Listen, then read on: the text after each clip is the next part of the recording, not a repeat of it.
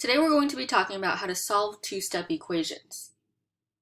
Now with two-step equations, there are two principles that we are going to need to go over to understand how to go about solving these.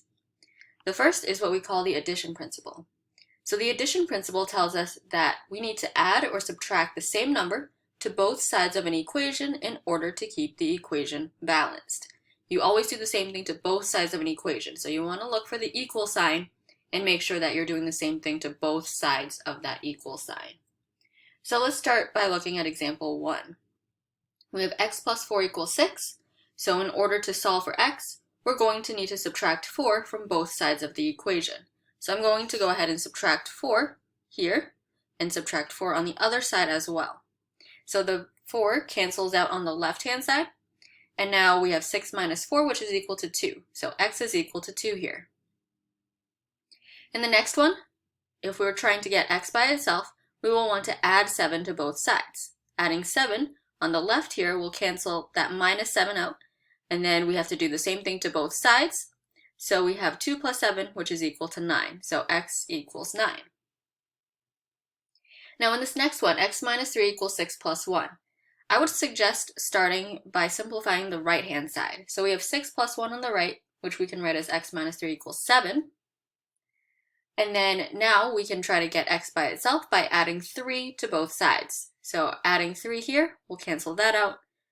7 plus 3 is equal to 10, so x is equal to 10 in this equation.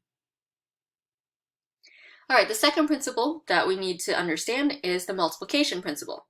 Just like the addition principle, the multiplication principle is a principle in which you need to do the same thing to both sides, but in this case we're talking about multiplying or dividing by the same number. So the same thing happens here. You want to make sure that you are doing the same thing to both sides of the equation. So look for the equal sign and make sure you're doing the same thing to both sides of the equal sign. All right, example 2. 3x equals 9. In order to get x by itself here, we're going to have to divide both sides by 3. Now dividing both sides by 3 here, the 3's on the left cancel out. And that leaves us with 9 divided by 3, which is equal to 3. So x is equal to 3. In this next one, we have x over 4 equals 5. So since x is being divided by 4 here, we're going to need to do the opposite and multiply by 4. So I'm going to multiply both sides by 4. And the 4's cancel out on the left. And that leaves me with x equals 5 times 4, which is equal to 20. So x is equal to 20 here. All right, in the next one, we have 2x plus 4x equals 12. Now for something like this, I would suggest combining any like terms on the same side of the equation. So the 2x and the 4x are both on the left. I'm going to go ahead and combine those. So we have 6x equals 12. Now to get x by itself, we can divide both sides by 6.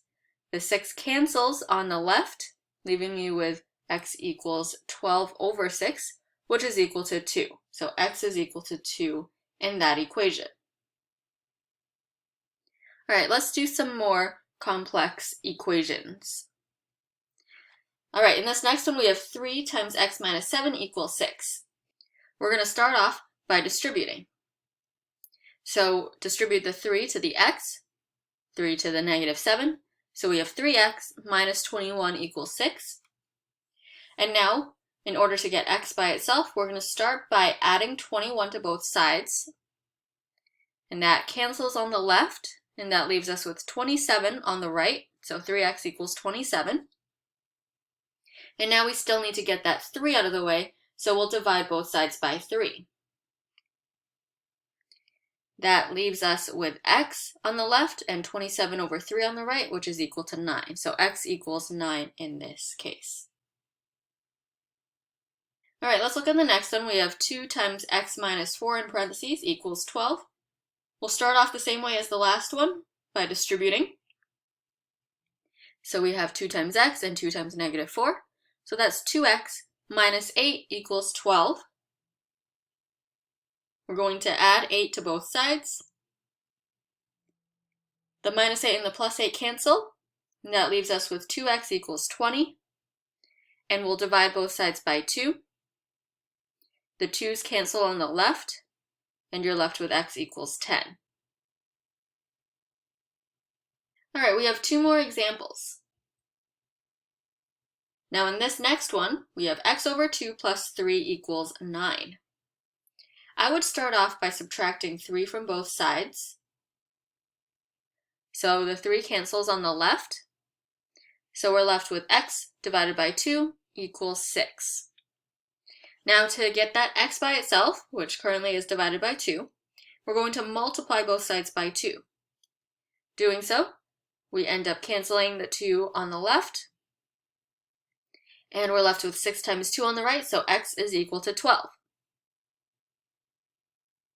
All right, in this last one, we have x plus 1 all over 4 plus 1 equals 2. Let's start off by subtracting 1 from both sides. So this leaves us with x plus 1 over 4 equals 1. And now let's get rid of the fraction. So I'm going to multiply both sides by 4. The 4's cancel on the left. So now I have x plus 1 equals 4. And then now to get x completely by itself, I'm going to need to subtract 1 from both sides. And that leaves me with 4 minus 1 on the right. So x is equal to 3.